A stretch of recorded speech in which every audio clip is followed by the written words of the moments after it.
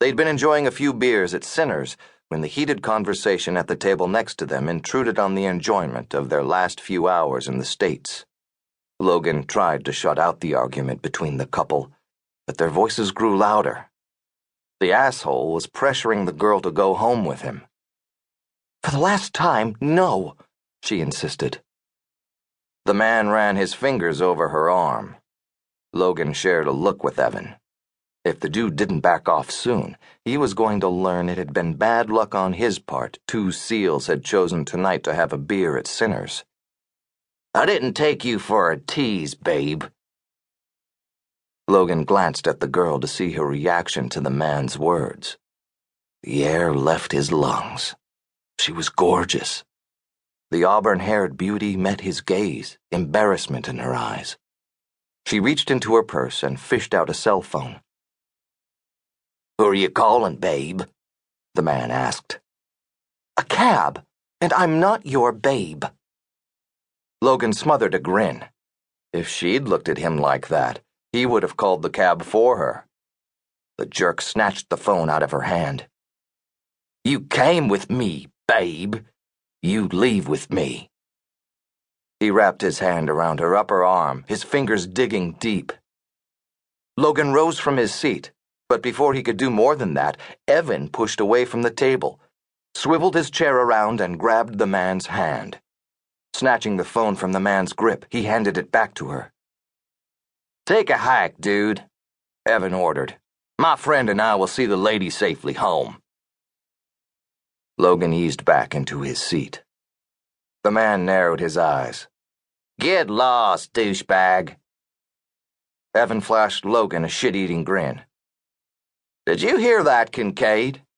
This piece of dog dude just called a SEAL a douchebag." "I heard."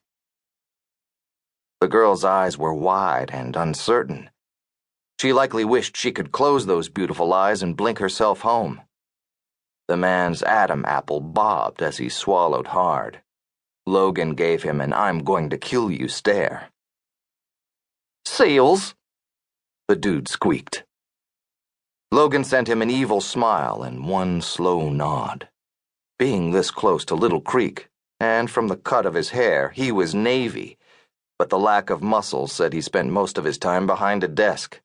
Even a desk jockey knew it was wise to fear a SEAL, or two. Dickweed scurried off like a cockroach, and Evan took less than a second to slide into his seat, claiming the girl for his own. She peeked at Logan from under her lashes, her lips curving in a shy smile. That was the moment he lost his heart to a green-eyed stranger. That he had fallen for Dani McKenna, now Dani Prescott, was a deep secret he held close.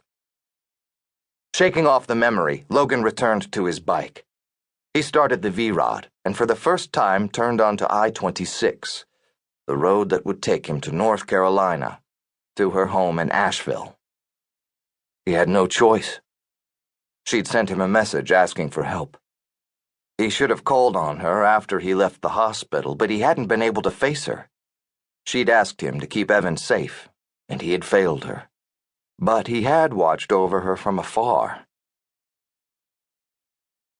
A low rumble announced the approach of a motorcycle. Dani stood and put Reagan in her crib. She picked up the gun from the dresser and went to the front window. Lifting the blinds only enough to peek out, she watched the biker approach. He wore a full-faced helmet with a tinted shield, so she couldn't see his features. But it was him. Of that, she had no doubt. Logan Kincaid, the man Evan told her to turn to if something ever happened to him and she needed help. Knowing Logan had gone through a difficult time after being shot, she hadn't wanted to ask him to come. Other than send her a text with his address and phone number, he hadn't made any effort to keep in touch. That had hurt. A lot. He'd been Evan's best friend. Her friend, too, or so she'd thought. She'd expected him to visit after he left the hospital, had imagined they would go out for a beer and share memories of Evan, maybe even have a few laughs over their Evan stories. God, she'd needed that. But he'd stayed away.